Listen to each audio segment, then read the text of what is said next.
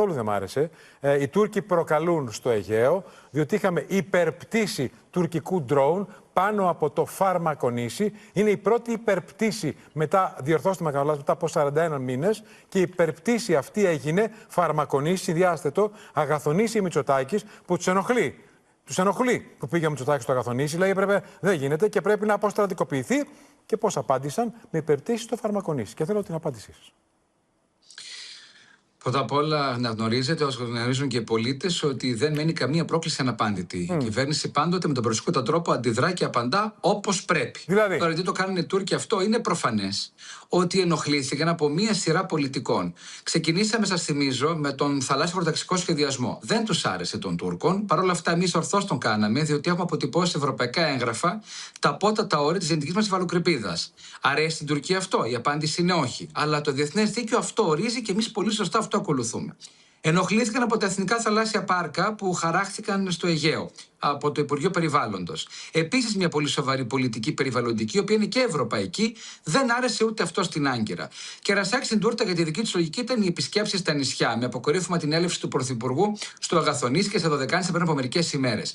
Είναι λοιπόν η γνωστή τακτική της Τουρκίας, λες και περιμένει κανείς από την Ελλάδα να δίνει αναφορά πού θα πάει ο Έλληνας Πρωθυπουργός ή κάποιος Έλληνας Υπουργός, οπουδήποτε σημείο της ελληνικής επικράτειας. Δεν ζήτησε άδεια από τον Ερντογάν για να πάει στο Αγαθονήσι, κύριε Χατζηβασιλείου? Έπρεπε να πάρει τηλέφωνο να πει πάμε. Αυτά είναι λοιπόν ζητήματα ανύπαρκτα.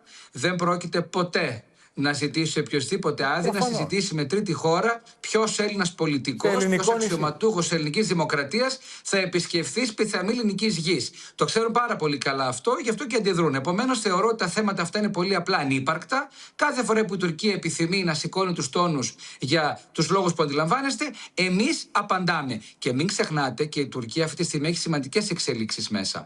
Έχουμε μια νέα εξέλιξη στην αντιπολίτευση. Ουσιαστικά διασπάστηκε το Κεμαλικό κόμμα, το Τζέχεπ. Έχουμε ένα νέο κόμμα από τα σπλάχνα του. Άρα λοιπόν και εκεί έχουμε εσωτερικές πολιτικές διεργασίες με το εσωτερικό βλέμμα στις εκλογές που κάποια στιγμή στην Τουρκία θα λάβουν χώρα λογικά. Κύριε Χατζηβασιλείου. Απλώς να προσθέσω για το ρεπορτάζ ότι εξ την υπερπτήση ανακοίνωσε το Υπουργείο Άμυνας ότι είχαμε και μπαράζ χθες παραβάσεων και παραβιάσεων του Εθνικού Εναερίου Χώρου και του ΕΦΑΡ Αθηνών για πολλωστή φορά το τελευταίο διάστημα. Δηλαδή, νομίζω ότι στους εθέρες πρέπει να αποχαιρετήσουμε μήνα τα ήρεμα νερά. Έλα. Το θέμα είναι, κύριε Χατζηβασιλείου. Άρα, κύριε Καραμήτρο, επιτρέψτε μου για να είμαστε πάλι καθαροί σε αυτό. Η Ελλάδα πάντοτε απαντά σε κάθε πρόκληση με τον σωστό τρόπο και δεν πρόκειται ποτέ προφανώς να αποτελέσει αντικείμενο συζήτηση με τρίτη χώρα πού θα κατευθυνθούν αξιωματούχοι Έλληνες εντός επικρατείας. Αυτά είναι ζητήματα που δεν υφίστανται. Καλά, αυτό δεν χρειάζεται καν ούτε να το. Αυτονόητο.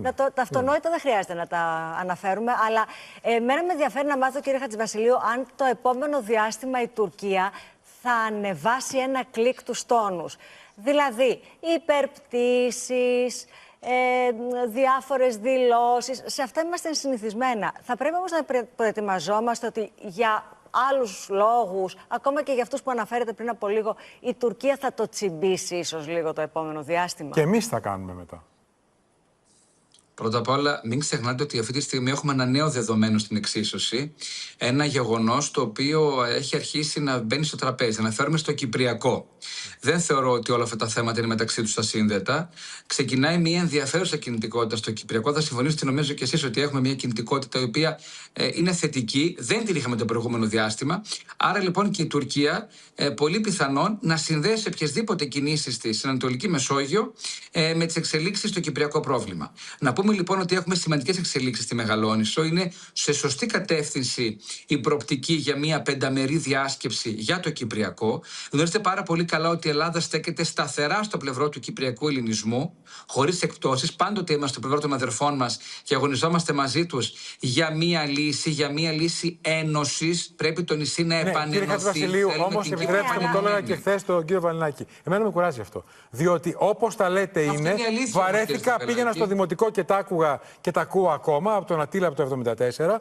Θέλω να πω ότι εμείς τα λέμε και ο Ερντογάν απάντησε ότι δεν υπάρχει καμία λύση που να μην εξυπηρετεί, δεν το δεχόμαστε, τα συμφέροντα των αδελφών μας των Τουρκοκυπρίων. Θέλουμε δύο κράτη, δηλαδή είναι η ίδια ιστορία. Αν βάλουμε εσάς να το σχολιάζετε πριν από τον αντίστοιχο εσάς πριν από 30 χρόνια, τα ίδια λέγατε εσείς, τα ίδια Γενικός Γραμματέας του ΟΗΕ, τα ίδια Ελλάδα. Δεν προχωράει αυτό. Πραγματικά είναι ένα έργο που το ξαναζεσταίνουμε κάθε 1, 2, 3, 23 χρόνια. Δεν έχει νόημα. Εγώ θέλω πραγματικά. Μπορούμε να το αφήσουμε όμως την τύχη του κ. Στραβελάκη? Όχι, προφανώς. Αστιεύεστε να αφήσουμε την Κύπρο την τύχη της? Εμείς, επειδή λοιπόν και το έδειξε η Ελλάδα ότι είναι στο πλευρό της στην πρόσφατη ιστορία με τις επιθέσεις από το Ιράν. Ακριβώς. Όταν το Μάρτιο και τον Απρίλιο η Κύπρος δέχθηκε απειλή. Και στείλαμε δύναμη αμέσως. Στα εδάφη της. Η Ελλάδα ήταν η χώρα που βρέθηκε στο πλευρό της σε χρόνο 0. Αυτό είναι η υπεύθυνη πολιτική. Οι Τούρκοι λένε τα δικά τους. Πώς να αρκωθετούν οποιαδήποτε λύση, αυτό εννοώ. Κυρία Στραβελάκη, κυρία Καραμήτρο, εδώ έχουμε μια διαφορετική προσέγγιση σε ό,τι αφορά την Τουρκία. Όλη η διεθνής κοινότητα αναγνωρίζει ότι η Κύπρος έχει πρόβλημα εισβολής και κατοχής. Μόνη που δεν το αναγνωρίζει αυτό είναι η Τουρκία. Ναι. Δεν υπάρχει άλλη χώρα στον πλανήτη η οποία. Και η διεθνής κοινότητα, κύριε Βασιλείου, η οποία δεν κάνει τίποτα. Θεωρεί πια ως αυτονόητο ότι έχουμε εισβολή και κατοχή σε ευρωπαϊκό έδαφος. Και αυτό. Τελεία. Πάμε παρακάτω. Σας θυμίζω όταν πριν από ένα μήνα ο κ. Νταβούτογλου μέσα στην Αθήνα μας είπε το αμίμητο, το άνευ σχολείο ότι είναι από το διεθνές δίκαιο η παρουσία της Τουρκίας στα κατεχόμενα της Κύπρου. Προφανώς εδώ θα ξεσηκωθούμε όλοι μαζί. Δεν αφήνουμε τα ζητήματα αυτά. Εννοείται και αντιδράσατε και το μεταδώσαμε και ήμασταν μαζί τότε που συνέβη. Εννοώ τηλεοπτικά. Εμένα με ενδιαφέρει να μάθω αν θα γίνει πιο προκλητική η Τουρκία. Αυτό και πώς θα απαντήσουμε εμείς. Υπουργέ. Δηλαδή, το κλιμακώνει η Τουρκία. Και φαίνεται η Ελλάδα τι θα κάνει, τι αλλάζει στις ελληνοτουρκικές σχέσεις. Τις βάζουν στον παγό. Θα συναντηθεί στο περιθώριο της Γενικής Συνέλευσης του ΟΗΕ ο Μητσοτάκης με τον Ερντογάν ή όχι? Για παράδειγμα.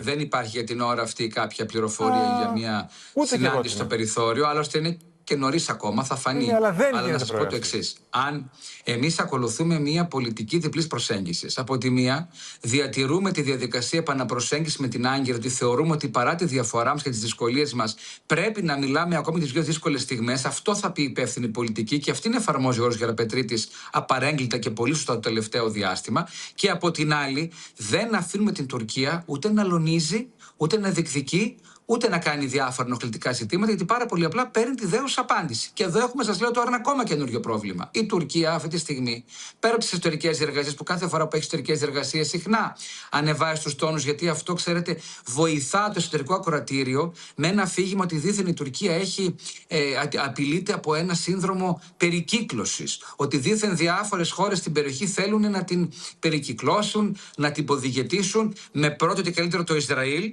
μην αμφισβητείτε ότι αυτό είναι το πρόβλημα, και ότι η Ελλάδα πολύ συχνά και η Κύπρος είναι τα μακριά χέρια του Ισραήλ που απειλούν την Τουρκία. Αυτά όλα είναι πολύ απλά ιστορίες για αγρίους. Εδώ λοιπόν έχουμε ένα μεγάλο ζήτημα. Η Τουρκία αυτή τη στιγμή προσπαθεί πάση θυσία να αποκτήσει αμερικανικά αεροσκάφη F-35. Εδώ θέλω να αυτή είναι η ταμπακέρα. Επιτρέψτε μου, Υπουργέ, αυτή είναι η ταμπακέρα και όπως μας μεταδίδει η Μαρία Ζαχαράκη, αντιπροσωπεύτριά μας στην Κωνσταντινούπολη, οι Τούρκοι πανηγύριζαν προχθές που είπε ο Τραμπ: σιγά μη ρωτήσω εγώ τον Νετανιάχου ή οποιοδήποτε άλλο να θα σου δώσω F-35. Και αυτό ερμηνεύτηκε ως νίκη τους, ως ήττα της Ελλάδας και του Ισραήλ, ότι ο Τραμπ έδωσε σήμα, έκλεισε το μάτι, ότι θα παρακάμψει τις κυρώσεις Κάτσα και θα τους δώσει F-35. Η εξέλιξη, να του σχολιάσετε συνολικά, που μεταδίδει η Μαρία Ζαχαράκη, είναι ότι ο Νετανιάχου λέει κότα μπροστά στο Τραμπ. Δεν είπε τίποτα για F-35. Άρα, να ένα ακόμα βήμα που ανοίγει το δρόμο για να πάρουμε τα F-35. Τι λέτε? Η πραγματικότητα είναι πολύ σημαντική. Αλλάξουμε παρακαλώ και τον τίτλο. Για αυτό που συζητούμε, να δώσουμε τον τίτλο. Ευχαριστώ πολύ. Πάμε. Η πραγματικότητα λοιπόν είναι δεδομένη και όποιος την αγνοεί είναι δικό του πρόβλημα. Εγώ αντιλαμβάνομαι, όπως και όλοι οι επαΐοντες, σε πάση περιπτώσει, όσοι ξέρουν από διεθνείς σχέσεις, αντιλαμβανόμαστε ένα πράγμα. Ότι για να μπορέσει η Τουρκία να αποκτήσει F-35 χρειάζονται δύο προϋποθέσεις. Πρώτα απ' όλα να βρει λύση, να ξεφορτωθεί ουσιαστικά το ρωσικό πυραυλικό σύστημα των S-400, και αυτό δεν είναι απλή υπόθεση. Πρέπει να βρεθεί ποια χώρα θα το υποδεχθεί και ποια χώρα θα διαχειριστεί μετά την οποιαδήποτε δυσκολία στη σχέση με τη ΣΥΠΑ.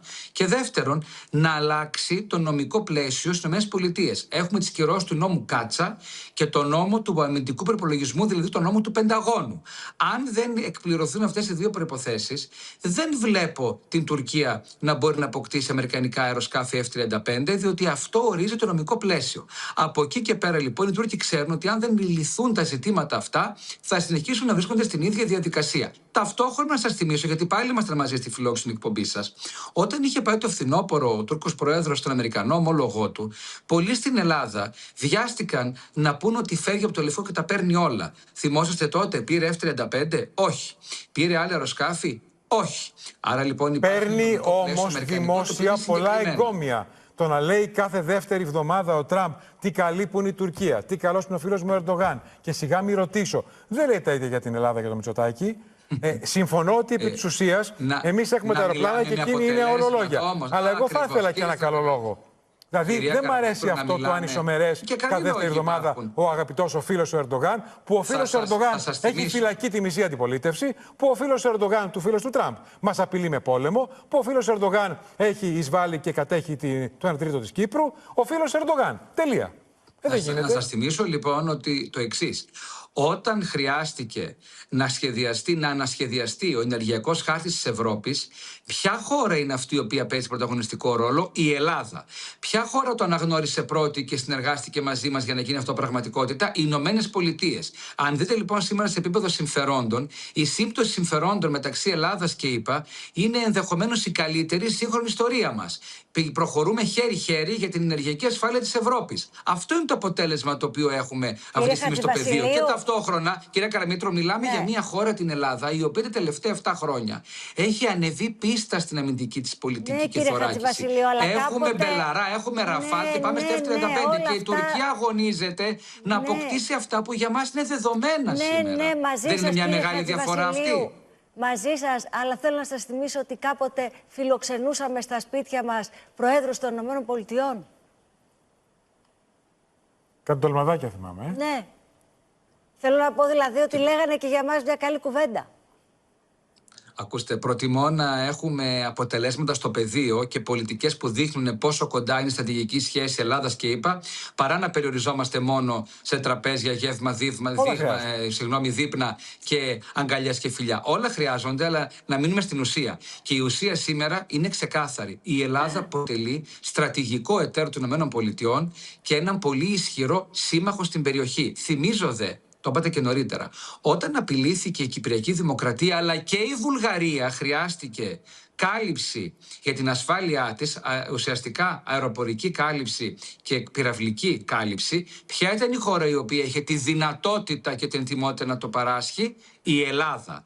Αν λοιπόν πριν από 5-6 χρόνια έλεγε κανείς ότι θα έρθει η ώρα όπου η ελληνική εθνική άμυνα θα έχει μάτι ελέγχου από το Δούναβι ως η Συριακή ενδοχώρα, δεν θα το πίστευε κανείς μας. Η πραγματικότητα όμως είναι αυτή. Και γι' αυτό επιμένω να μιλάμε με γεγονότα και όχι με ευχολόγια ή με χτυπήματα στην πλάτη που πολλές φορές γίνονται μεταξύ ηγετών για λόγους αυρότητας. Καταρχήν μας λέει Βάσο Τρομάρα, έχουμε μήνα, νέα μεγάλη φωτιά. Δυστυχώς δεν πάει καλά η μέρα. Αργολίδα κοντά στις Μυκίνες, 112 για εκένωση. Σε πολύ λίγο και εικόνα και ρεπορτάζ.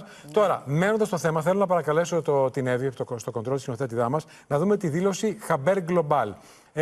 Το κλίμα σας μεταφέρω για να το σχολιάσετε από τουρκικά μέσα ενημέρωσης. Ένα θέμα είναι αυτά που κουβεντιάζουμε και το άλλο θέμα είναι το Ισραήλ. Η συμμαχία μας, η ασπίδα του Αχιλλέα στο Αιγαίο. Λένε λοιπόν οι Τούρκοι ότι η Ελλάδα και η Ισραήλ προσπαθούν να παρασύρουν την Τουρκία σε ένα μεγάλο πόλεμο. Πάμε να το δούμε και να το σχολιάσουμε.